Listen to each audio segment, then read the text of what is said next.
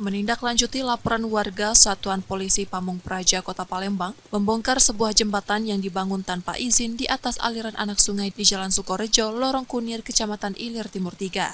Jembatan tersebut dinilai mengganggu aliran sungai hingga memicu genangan air di kawasan sekitar.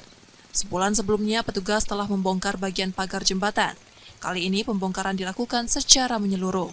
Waktu itu sempat banjir, makanya waktu itu pas posisi hujan, makanya kita cek ke lapangan. Setelah kita cek ke lapangan memang benar, kita koordinasi juga dengan PU secara teknis, sudah itu baru kita berikan sesuai dengan SOP.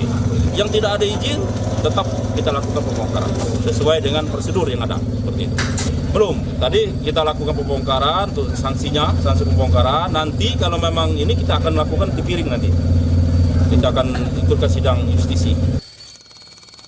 Satpol PP mengingatkan masyarakat agar tidak mendirikan bangunan di atas aliran sungai tanpa izin dari pemerintah, demi menjaga fungsi saluran air dan mencegah resiko banjir.